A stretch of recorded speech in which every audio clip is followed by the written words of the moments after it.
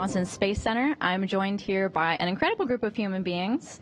To my left, we have Konstantin Borisov, Jasmine Mogbelli, Andreas Mogensen, Satoshi Furukawa, and Laurel O'Hara. So we've got an exciting press conference coming up. We'll be taking questions here in the room, on social media using hashtag AskNASA. And if you're joining us on our phone line, go ahead and press *1 to answer our question queue, or *2 to kind of lower your virtual hand if your question's already been asked.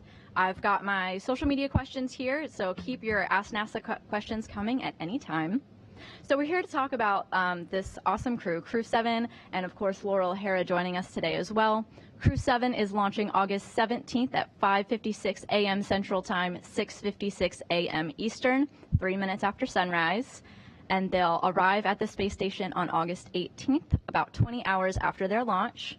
And Laurel's launch will be September 15th at 10:44 a.m. Central Time.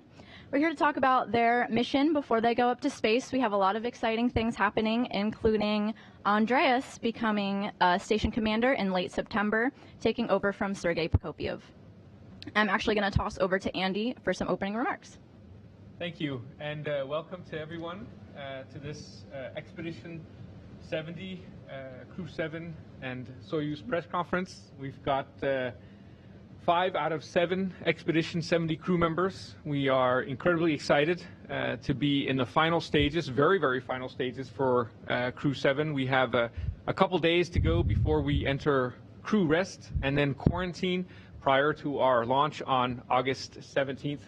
And then, of course, about a month after we launch, we look forward to the arrival of Laurel and her 2 crewmates to the International Space Station and the start of Expedition 70, which will be a very exciting and very busy increment on board the space station. We have a lot of exciting scientific research and technology development projects that we look forward to for the 6 months, close to 6 months that we will be on board the space station. And we look forward to taking your questions today. Thank you, Andreas. Let's get to those questions. So why don't we start here on the phone with Marcia Dunn.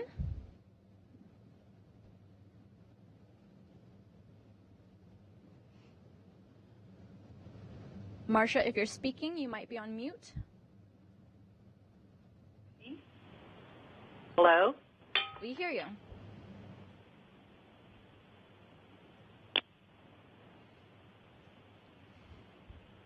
Marcia?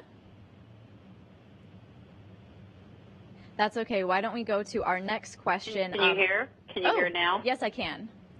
Okay, sorry. Yes, thanks for taking my question. I'd like to just ask the crew members who are going to be making their first flights to space. Tell me about what led to this, how excited you are, and what you're looking forward to about the space flight. Anything that can just give us a look into your mind and your hearts as you're about to go off on this endeavor. Thank you.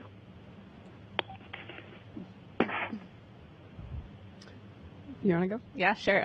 I'll start off with that and just share that probably the thing that I'm definitely most excited about actually launching and getting to space flight is first just looking back and seeing the Earth from orbit. You see it in all these pictures, but actually seeing it in real person, I think, will just be a pretty incredible experience. And then I'm also looking forward to learning how to fly. So learning how to live and work in microgravity, just how to do all the daily tasks, sleeping and eating and showering, and then using tools and equipment to do all of the research that we're going to be doing. And then lastly, I'm looking forward to spending time with these guys on orbit and having dinners together and working together and just sharing that adventure. I think for me, this is something I've wanted to do for as long as I can remember, and so I know recently we've been so busy, sometimes I forget we're actually about to launch to space, and just the last couple of days it's really hit me. Similar to Laurel, one of the things I'm most excited about is looking back at our beautiful planet. Everyone I've talked to who has flown already has said that was, kind of a life-changing perspective to see our Earth in that way. And also to floating around in space, it seems really fun. We've done flights where we get to do that for half a minute or so, but to live like that for about half a year, I think will be incredible. Yeah, likewise to that, I can join the same feelings. Like, I want to experience weightlessness, look at the planet Earth from above. It hasn't hit me yet, which I'm a bit surprised. I know with my brain that we are going to space, but the thing is that, like, the training has been so intense and so hard that, like, it is not psychologically hitting me yet. I'm waiting for that moment. Maybe it happens when we see the rocket or we walk towards the rocket. I'm really looking forward to that. And also, I'm looking forward to coping with all the tasks. This is a very interesting profession. You are preparing for something which you haven't tried yet, and you really want to do it well, but you don't know what it will be. So I'm really looking forward to the adventure, and I'm really excited and honored to do that with these guys. Thank you, Marcia, for your question. Let's now go to Robert Perlman with Collect Space. Thank you. For the members of Crew, excuse me, for the members of Crew 7, though this is not the first time, it's still pretty much a rarity to have 4 countries represented on one crew launching together. How has been your experience coming together as a crew and working as one unit? It's been incredible. This was something when I first found out I was flying on Crew 7, I knew it was a possibility for this to be an all-international crew. It was something I was really excited about, and each one of us have talked. It's something that is very special and important to each of us to just represent what we can do when we work together in harmony. And it's one of the things I think we're most proud of is what we represent by being an all-international crew. It's a great answer. Now we'll go to Clis Lazarino with the Kansas Alumni Magazine. Hi, thanks for taking my call. Hi, Laurel calling from Lawrence. Everyone here is very excited about your upcoming flight. I saw on one of your few social media posts a comment from last February. You were back in Star City, and you commented that you were so excited to be back there. Can you talk about that training that you've undergone in Star City that made it so enjoyable for you, and just comment on the training that you've undergone so far that leads to this point? Thank you very much. Thank you, and that's exciting to hear from you all the way in Lawrence. So I started my training in Star City in summer of 2021, and there we start with Soyuz systems. So we study all the different systems of the vehicle, and that moves progressively into more and more complex sims with the crew, where we are in the simulator working through all of the procedures that we will do during launch and docking, and then eventually descent and landing. And so those are very fun simulations because they're challenging. They throw a lot of different failures at us, and we get to learn how to work through the procedures and work together as a crew. So that's been particularly enjoyable. And then, of course, we also learn all of the space station systems, and we do training that's kind of similar to the training that we do here in the U.S. And also in Germany with ESA and in Japan. So speaking of hometowns, I have a question on Twitter for Jasmine. Matt wants to know, as a native Long Islander, what ways are you planning on engaging with those here while you're in orbit? Yes, so a couple months ago, I actually went back home to Long Island and spoke to several of the students there from my hometown, from the elementary school all the way to the high school. And we actually have an aviation museum there, the Cradle of Aviation Museum. I went there and spoke to a lot of students there as well. And I'm hoping to continue that while I'm on orbit, meeting with those same students and talking to them from space this time. We'll go back to questions on the phone with Lenka White with Sputnik News. Thank you very much to all of you, and I wish you good luck. Please, I would like to ask you if each of you could name your favorite experiment you are looking forward to the most. Thank you.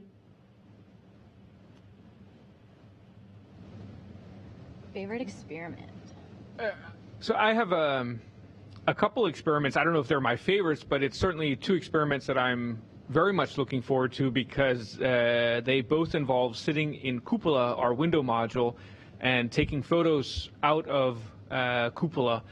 And anytime you get to spend time, even working in Cupola is a great time, because it really is an incredible place to look down at our beautiful planet, but also out into space. And so one of the experiments involves taking photos of giant lightning strikes, what we call blue jets and red sprites.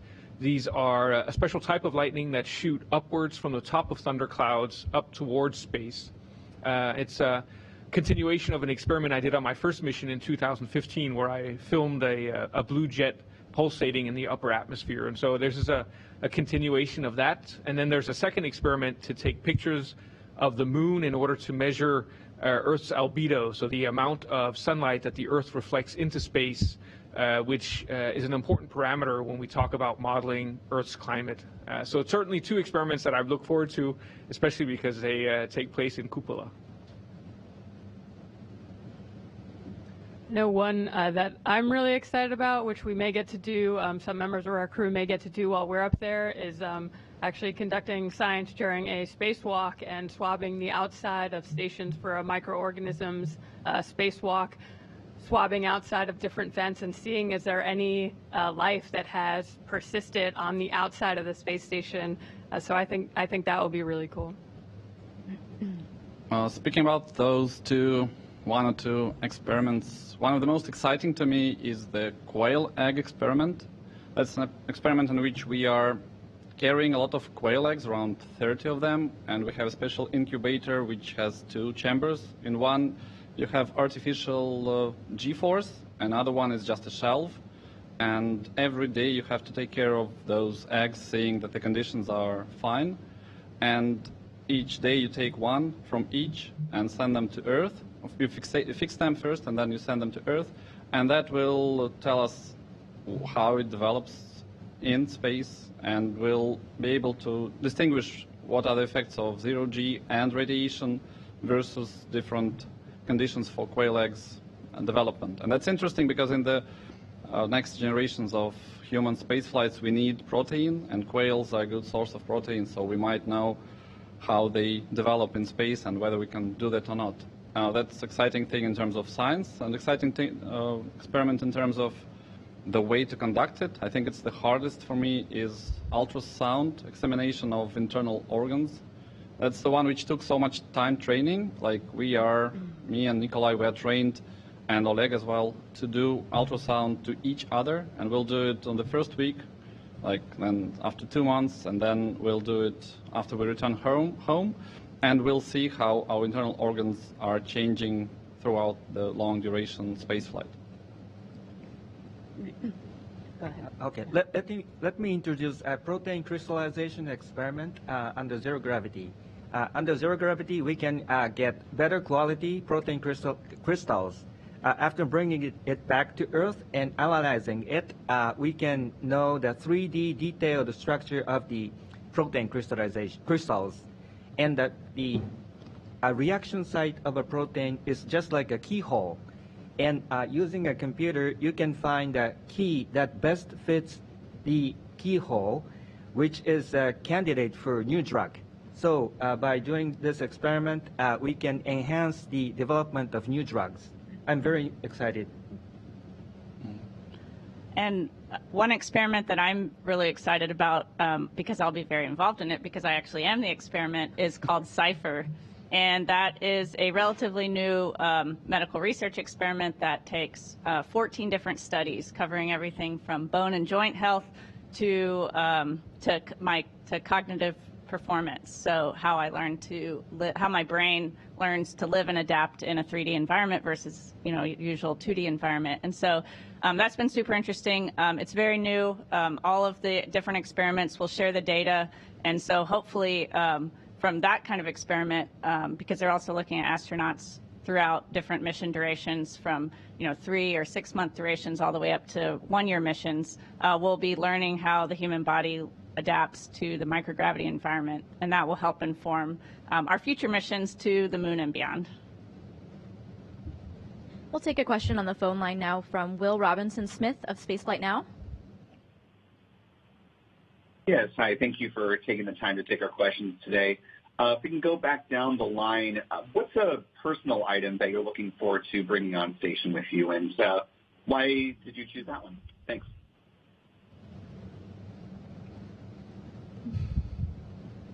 Was there a second part to that question? Did it get cut off, or was it just what's our favorite personal item we're going to bring? What personal item you'll be bringing? Will Robinson Smith, was there a second part to your question? Just, how did you happen to choose that item, given that, you're limited on what you can bring up with you? I mean, I could start. I'm not bringing a ton of personal items, but I am bringing photos of friends and family, so I'm looking forward to just having those, to be able to look at those and hang them up in my crew quarters and also take photos of them in the cupola. I'm just struggling to pick one thing to talk about, but I'll go with I'm bringing two stuffed animals for my twin girls, dragon stuffed animals. They're the same dragon, but slightly different colors for each of them. And I introduced them to these dragons before, and then I said, okay, now we got to box them up to pack them for space. And so I'm looking forward to showing them the dragons floating around in space. I have many items, of course, I think almost all of us have their friends and family photos, but I also have my son's first toy, which I want to bring to space and then return to him as a present. That's a big thing for me, to bring it, make photos, and then return it back for us to keep it as a family item. These are all so sweet. I don't know if it qualifies as a personal item, but my Crew 7 colleagues let me pick our zero-G indicator. So traditionally, we always have some kind of toy or stuffed animal hanging from the hatch in the capsule to indicate the moment that we reach zero-G and it begins to float in weightlessness. And You can't tell them what it is yet, right?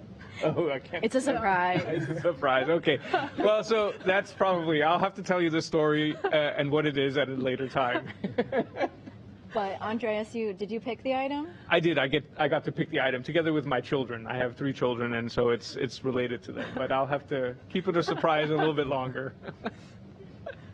Well, in addition to the photos of families and friends, I'm bringing some photos from the students of the schools that I graduated from, and I'm looking forward to taking photos with them. Oh, wow. Awesome.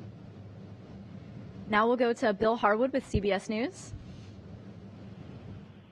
Hey, thanks very much. This is a question for Laurel, if I can. Can you talk a little bit about, I guess you're launching with one crew and coming down with another. So Oleg and Nikolai are going to stay up for a full year, I guess. And can you talk about how that might have affected training in any way with you, if it has at all, and just what their attitude is going into a flight like that? Thanks. Yeah, that hasn't impacted our training, and that's still going through the process, the approval process. So that hasn't impacted us at all.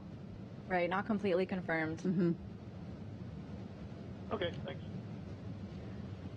I'm going to try on this name. Please excuse me.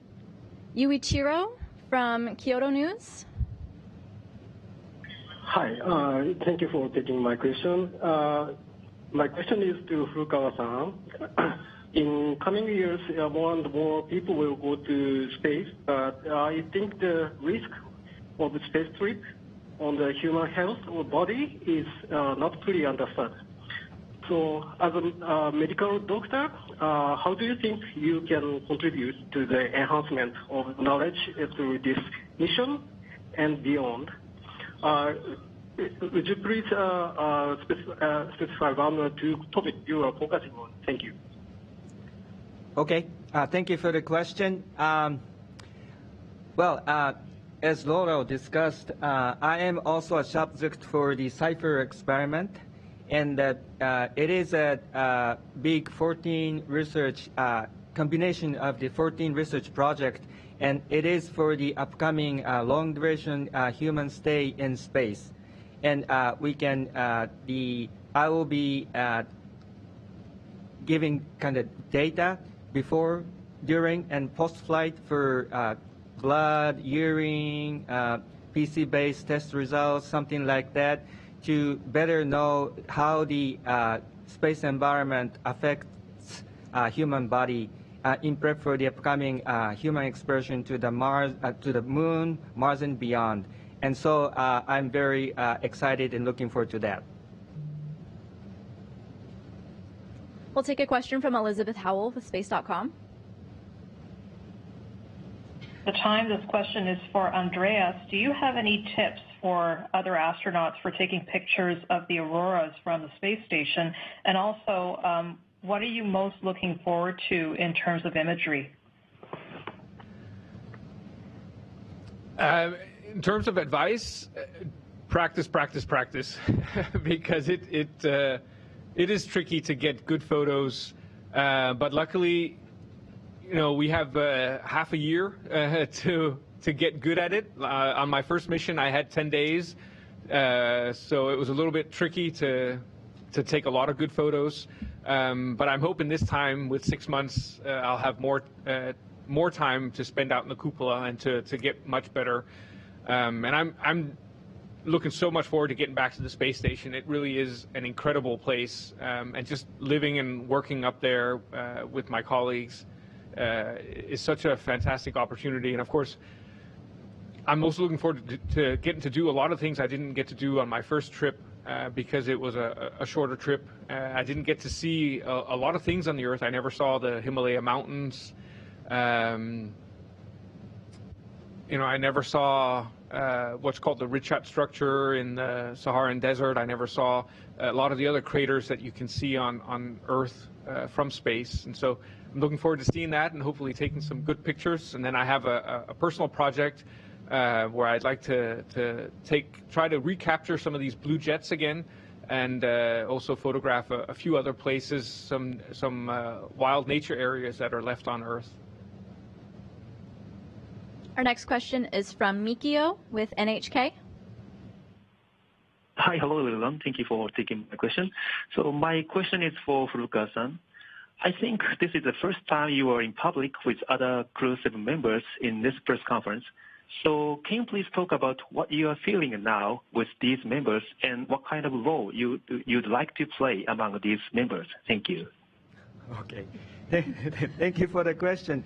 I'm very happy and proud of being this incredible team. And in a Dragon spacecraft, I'm serving as mission specialist, working with commander and pilot and the other mission specialists to keep the Dragon spacecraft intact. And when it comes to onboard the space station, I'm working as a flight engineer and conducting many scientific experiments, and while keeping the space station in good status. We have a question from social media now from Andrew, who this might be for Crew 7, who wants to know, how do you deal with the long travel to the space station? Long travel to space station. My first flight to the space station in 2015 took 53 hours, so I think it's going to be hard to beat that. Anything below that, and I'm going to be happy. We'll switch back to the phone line with Manuel with Exploración Espacial. Thank you. How are you? You just answered my question a few minutes ago regarding the personal items that you're carrying with you. But now I'm curious how the process works. Are you giving an X amount of weight and you can carry whatever you want, not passing that weight, or is it depending on the amount of items? And if the process is the same when you land from Russia or with a Soyuz or from the U.S.? Thank you. I think it's similar for Russia and for United States commercial vehicles. We are allocated some weight, and we have rules of things which we can and which we cannot take. Like there are things which are breakable. We cannot take glass, we cannot take batteries, we cannot take personal electronic devices. And the rest, like if you read the rules, you are pretty sure about what you can, what you cannot. It's similar to what you could take aboard a plane to your hand luggage. And we allocated personal, like one bag. Each of us can fit up to 1.5 kilos of weight, sometimes more, and I think it's similar for Soyuz, isn't it? Same. And we had actually to prepare the list of things long in advance. Like mine was ready in April because it had to be checked and sanitized and then checked again and then brought here. So we are talking about something which has already passed and been packed, and we hope to take that out when we come aboard. Next, we'll go to David Curley with the Discovery Channel. Very much. Jasmine and Laurel, you're going to be spending a lot of time together on station. You're getting there very different ways, so your training has taken you apart, and you'll be coming back together on station. Have you done anything during training in your separate locations to stay in touch and set a plan for your stay on station? Yes. So as you probably know, Laurel and I were classmates together. We were selected at the same time, so we're very good friends. And it's been interesting because a lot of times we've been on opposite sides of the world, so it's been difficult to meet up. But more recently, we've spent more time in the same country, and we spent some time in different countries other than the States together during our training. And so we both keep in touch, via text and call, just like everyone else, and also when we are in the same country, trying to spend time together. Our next question comes from social media for Konstantin. It's a bit of a two-part question from Radio Negative Particles. Do you plan on going on Russian spacewalks, and do you know if there will be any joint ESA-Roscosmos spacewalks like the Cristoforetti Artemyev spacewalk? Yeah, I know. Thanks for the question. It's a pity that if you are flying this incredible opportunity to fly in an American USCV, you are not able to do a Russian spacewalk because you have to be paired with someone to do that. And since our crews have been changed so many times, unfortunately I don't have any spacewalks planned. But although I'm completely prepared and I'm ready to be a backup, and if something goes bad, I can rejoin the crew and do a spacewalk. But coming to the second part of the question, no, I don't know if there are. I know that there are no joint spacewalks planned for increment 70. You could always invite me. Yeah, we can do that because you are trained, aren't you? Yeah. We could do We'll switch back over to the phone bridge with Marcy with the International Women's Air and Space Museum.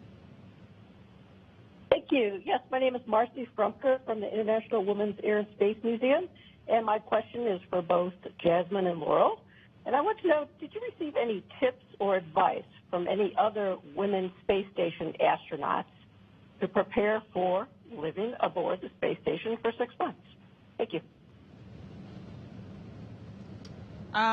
We've obviously had a bunch of our friends fly before us, and so along with the other women and also the men, we've gotten a lot of advice on everything from, how to take showers in space to also just, how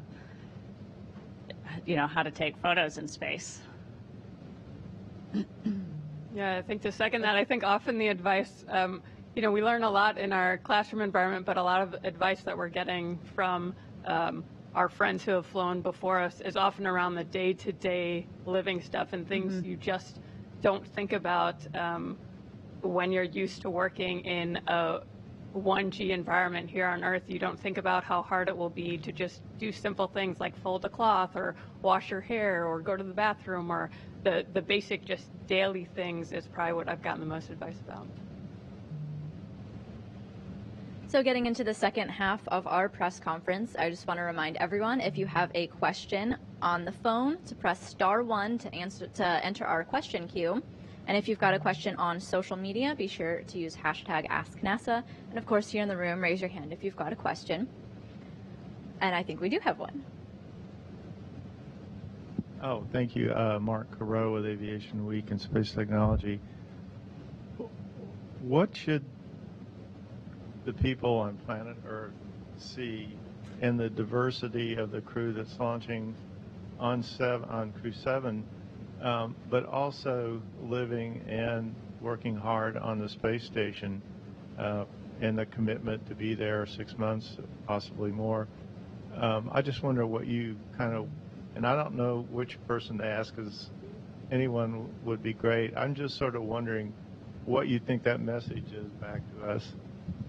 What do you think?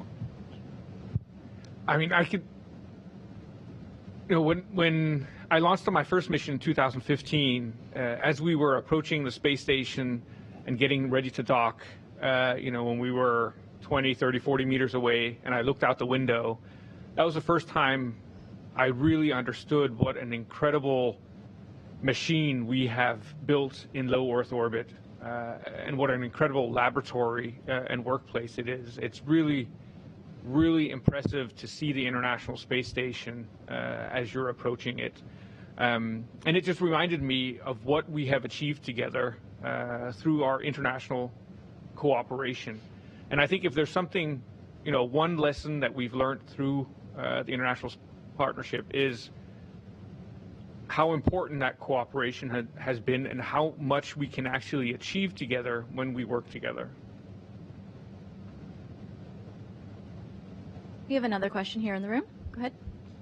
Hi, Behnoud Mokram from VOA Persian. Congratulations to all of you guys. My question is for Jasmine. Jasmine, you are a role model for many Iranian women. You are a fighter, someone who follows her dreams. As you know, Iranian women are fighting for freedom, gender discrimination, and justice right now in Iran. I know you follow women life freedom movement closely.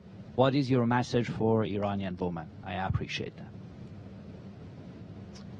Yes, I've been very lucky in my life to have the opportunities I have had, and while it's taken a lot of hard work to get to where I am, I didn't have certain barriers that unfortunately others, whether it be in Iran or other parts of the world, have had. And I've been really inspired by the fact that the women and men in Iran are fighting not just for themselves, but for those who come after them. And I hope to see a day when the same opportunities I've had are open for anyone else who wants to put in the hard work and effort, and that there are no barriers in place preventing them from doing so. Our next question comes from social media for Andreas. How did the training for the Soyuz and Dragon differ? Oh, that's a good question. I mean, Soyuz and Dragon are two very, very different spacecraft, principally because one, Soyuz, was developed in the late 60s and early 70s, and Dragon was developed in the last 10 years. And so the concept of operations is very, very different. Soyuz has, in the past at least, relied on ground stations for radio communication, which means that for maybe half of the flight, the astronauts on board Soyuz have to be independent. They have to be able to work independent, which means that any problems that arise during flight, they have to be able to solve on their own. And so it requires an incredibly intricate knowledge of all the systems on board Soyuz. With Dragon, thanks to the TDRS and the ground station network that SpaceX utilizes, we have almost 24-hour radio communication with Mission Control in Hawthorne, which means that SpaceX has a team of engineers and experts sitting at the consoles ready to support us in case anything happens. And so really, if problems arise, then we always have the expertise of SpaceX available to help us troubleshoot. And so it means that we don't have to be quite as independent as astronauts on Soyuz. So this question from social media was actually asked twice by Abdullah and B, who want to know what some of the major tasks are that each crew member is going to be completing.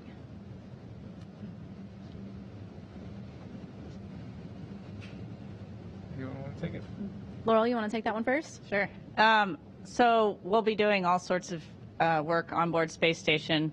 We have over and on any expedition, there's over 250 science experiments going on both inside and outside Space Station. One of the things that I'm most excited about, because it's also a hobby of mine on the ground, is just fixing things that break. So whether it's the toilet or our galley, we're the onboard technicians that get to fix all those things, working with the engineers on the ground. And so that's one aspect of our work that I'm really excited about. Did anyone else want to chime in with any tasks, or do we want to move on? Well, I would agree with Laurel. My first mission in 2015 was a short 10-day mission, and I was able to concentrate exclusively on science and technology development. This time, because I'm going to be there for half a year, I also have to participate in all the other activities that are required to maintain the space station. So that's maintenance and repair of all the systems. It's logistic work, emptying all the cargo vehicles that arrive, packing them with trash, potentially also working with the space station robotic arm, and perhaps even a spacewalk. So there's a lot of other opportunity, or a lot of other work that I'll hopefully have an opportunity to perform this time. Thank you, Laurel and Andreas. We have a question here in the room up front. Hi, everyone. You're going to be on the space station at a really exciting time where you will get to celebrate some holidays. So I would love to hear any plans you have for celebrating or how you'll connect with family and friends back home. I can say, so in my household, we celebrate both Christmas and Hanukkah. So I've brought some items for both to celebrate with my family. I've got a Christmas ornament with a picture of the four of us together, and also my husband and little girls helped make a felt menorah with lights for each night that I can pin on to celebrate with them. So I'm excited to do that. I think the biggest celebration for us would be around New Year, like Christmas and New Year. I have a few thoughts I don't want to share with the guys because those are surprises, but I think we'll do some crazy stuff around those days, like 25th of December and 31st of December. We cannot wait to see it, especially the first sunrise of the Earth on New Year's. That's always so popular to see. Our next question on social media is, what food are you looking forward to eating in Zero-G? And I'll add my own spin for our international partners if you'll be sharing some of your special treats.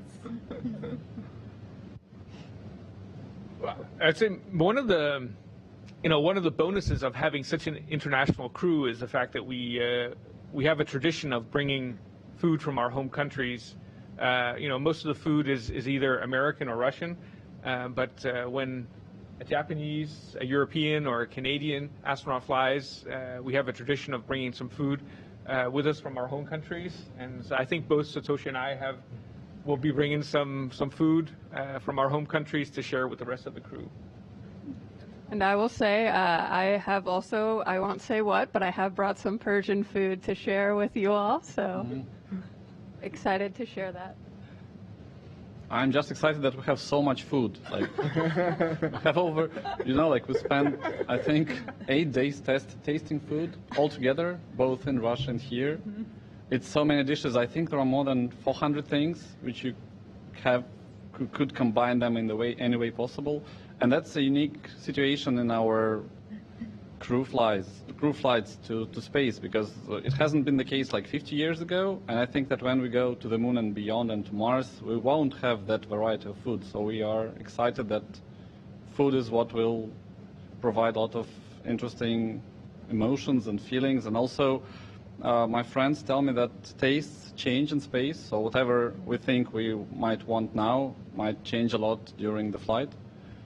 So it's exciting, just like as a first flyer, everything is exciting, but the food part is also, I'm very curious how it works.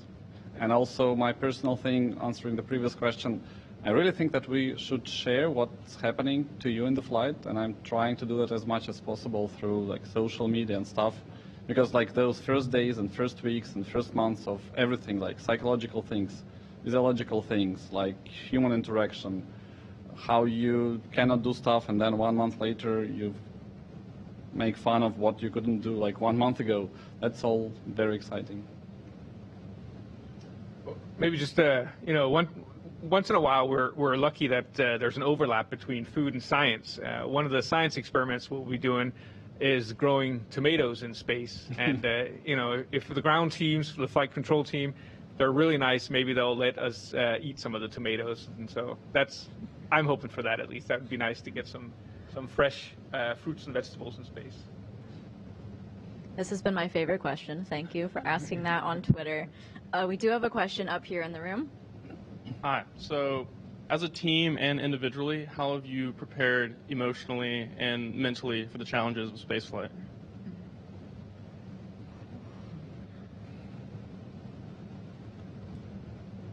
Good one. I can do that. For me, it's sports, meditation, and yoga. That's what I do, but I don't think it's very easy to make yoga in zero G. I'm really curious how it works. But at least the breathing techniques and things which I do as my daily practice, I can continue doing. That's one thing. And sports is always what would take your mind off the problem and stress. I think I will be doing running and meditation and breathing techniques. And also that's what all of my colleagues tell me, that we can take photos of the ground, of the Earth, both during the daytime and during the nighttime. And that is something which really takes you away in terms of, like, you get distracted, you get into it, you enjoy doing that, and time passes and you get like some variety in your day which can help relieve a lot of stress. And also we have friends and family which, given the current technology development, are one call away. You can always text them, you have emails, you have phone calls, and I'm planning to call my friends and family to talk to them, just to stay there, stay in touch, and share the experience which I'm enjoying. And along the line, an experiment NASA astronaut told me a tip that says, train as you fly and fly as you train. So that I think that is very true. So on the day of actual flight, you need to do what you used to do in the training sessions, not something special. So that is a very good tip to get yourself prepared for a flight. We'll go back to the phone bridge with Robert Perlman from Collect Space. Hi, thanks. For all five, you'll be on space station either a month or within a week of OSIRIS-REx coming back to Earth and delivering asteroid samples. Has there been any talk about whether you'll have a view from space station of that reentry and any particular training for capturing it on film? Mm-hmm. No specific talks of that, and I'm not sure if that's something that will need to be determined as we get closer. But hopefully, if there will be a view, I think the flight control team will certainly prepare us for that, so that we can capture views. But nothing specific yet. I'm definitely trying to catch Soyuz flight, which is happening on September 15, because when it launches, actually the ISS is very close during the launch phase. It is a short flight. It's a two orbit flights. That means that it will be so close, and I really want to try that. Awesome. Going back to questions on social media, this time from Jacqueline. Andreas, I think, already answered that question, so I think I'll toss this one to someone else. What is one place on Earth, excluding your home country, that you look forward to viewing from the cupola?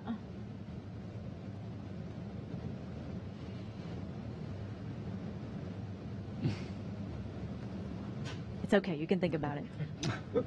Is it to everyone? To everyone, yeah. To me, it's Egypt. I really like South Sinai. That's the place where I spent so much time doing freediving. That's where I met my wife. That's where we had so many nice time together. And it's always, like, there are 330 Sundays during the year. So it means that you can take photos almost every day. And there are nice places. I want to take pictures of the Red Sea in that area between, it's called the Aqaba Bay. And also there are interesting mountains in the center of Sinai Peninsula. I just love those places. I know them. It's like a second home to me. And I want to take photos of those places and see how they look from space. Anyone else want to chime in on that one? What are you looking forward to seeing from the cupola? Well, tropical islands like Ooh, okay. Bahama or Pacific Oceans, really beautiful. We look forward to the photos. I'll do one last call for questions here in the room. All right, hearing none. Well, to conclude today's press conference, thank you to Crew 7 and Laurel O'Hare for joining us here today. Crew 7's first on deck, launching August 17th at 5:56 a.m. Central Time, 6:56 a.m. Eastern. You can continue to follow their mission as they get ready to go to space, as well as their time on the International Space Station on their social media accounts, as well as at Space Station, as well as our International Space Station blog. We look forward to continuing to get your great questions as they go throughout their mission. Thank you for joining us.